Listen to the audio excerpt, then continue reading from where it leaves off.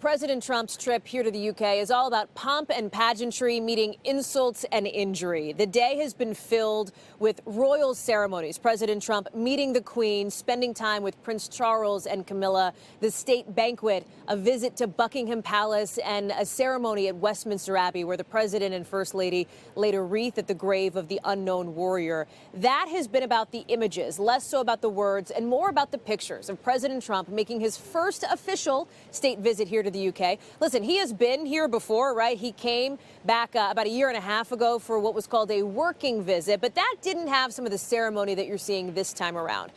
That said, there is still a political component to this. President Trump will be holding bilateral talks with Prime Minister Theresa May, who, by the way, is basically on her last week in power. She stands down from leadership of the Conservative Party here in the UK on Friday. So in her last week of essentially running the party, she is also meeting with President Trump. She will remain the caretaker prime minister until a new prime minister is elected, but it all comes at a time when the UK is at this moment of extreme political turmoil as it relates to Brexit. And President Trump has not been shy about getting in the thick of it on that front. He, even on his way here, essentially, has criticized the prime minister for basically not being tough enough with the EU in the face of these Brexit negotiations. He made a comment about Meghan Markle, asked about her 2016 remarks that Donald Trump, then a candidate, was misogynistic. President Trump said those were nasty remarks, said he didn't like those, but thought she would still make a good princess. And notably, he also slammed the mayor of London here, Sadiq Khan, as a stone-cold loser. This is not a surprising insult, right? Khan and the president have gone back and forth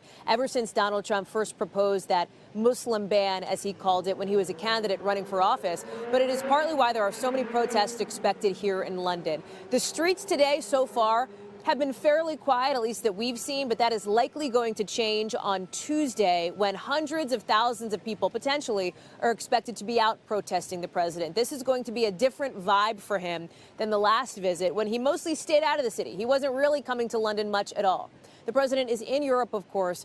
The centerpiece of his trip will be on Thursday when he heads to Normandy, France, to commemorate the 75th anniversary of D-Day. That is going to be emotional. It will be powerful as the president stands on the shore of the Normandy beaches near the American cemetery there to watch several events throughout the morning. It is going to be a moment, world leaders hope, that underscores the alliances that the U.S. has built up over time with the countries whose soldiers fought and died alongside American troops, with a president who at times has thumbed his nose at some of the alliances that the U.S. holds so closely. So big trip for President Trump. We'll be here to cover every minute of it.